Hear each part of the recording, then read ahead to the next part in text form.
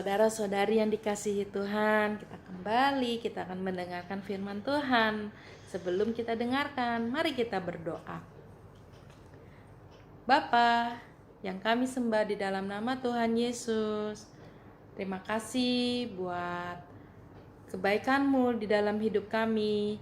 Kami diberikan kesempatan untuk kami hidup pada hari ini. Kami mau memberikan yang terbaik ya Tuhan, untuk hidup kami ya Tuhan pada hari ini ya Tuhan, untuk memuliakan nama-Mu Tuhan. Tuhan, sebentar kami akan mendengarkan renungan, biar renungan ini memberikan kekuatan dan memberikan perubahan di dalam hidup kami. Di dalam nama Tuhan Yesus kami minta. Haleluya. Amin.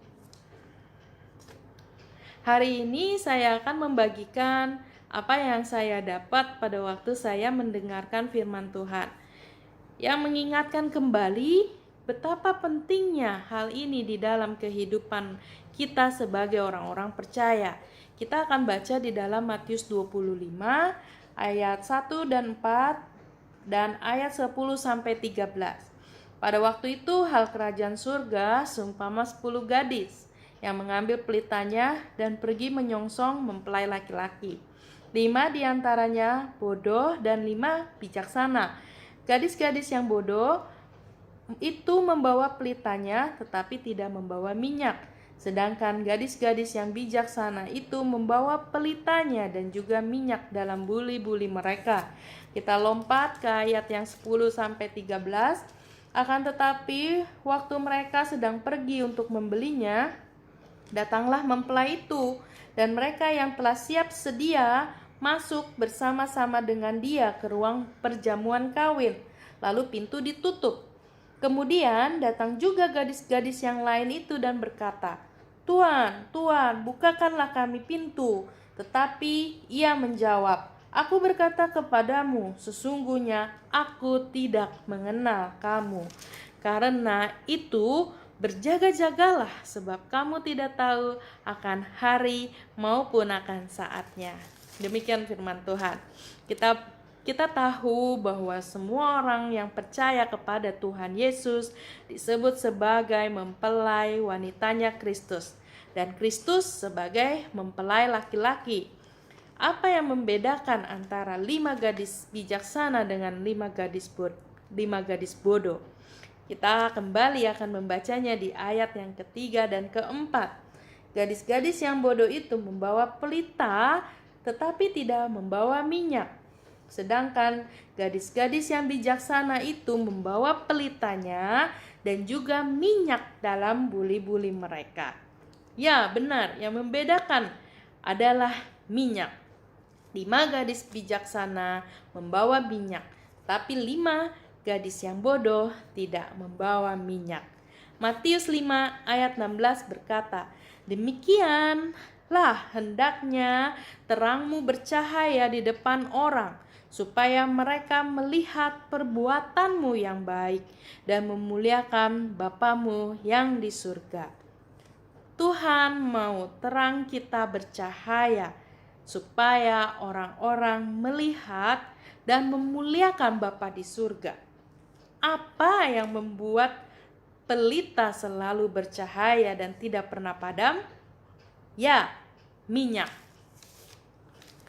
Minyak yang dimaksud di dalam Matius 25 adalah Roh Kudus, Roh Allah, Roh Kristus, Roh kebenaran.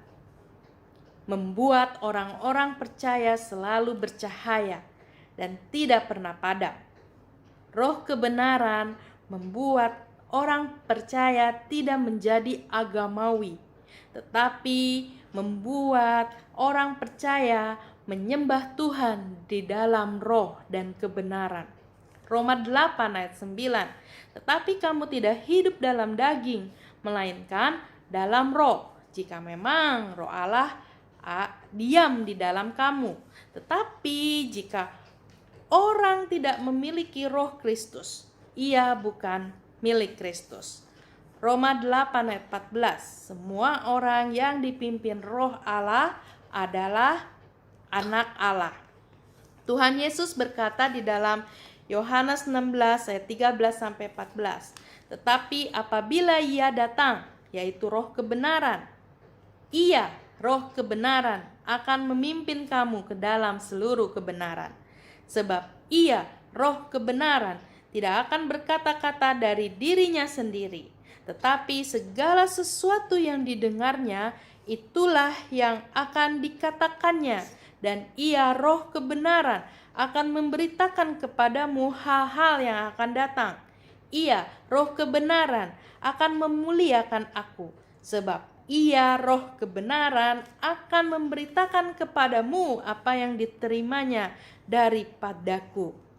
Begitu pentingnya minyak yang adalah Roh Kudus di dalam kehidupan orang-orang percaya.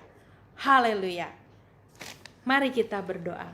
Tuhan Yesus, Meling selesai untuk membagikan firman-Mu Tuhan, tapi Meling percaya Roh Kudus terus bekerja di dalam setiap orang-orang yang membuka hatinya. Nyatakanlah Roh Kudus di dalam hidup mereka. Terima kasih Tuhan. Di dalam nama Tuhan Yesus kami berdoa. Haleluya. Amin. Terima kasih Bapak, Ibu, Saudara-saudari yang dikasihi Tuhan. Shalom.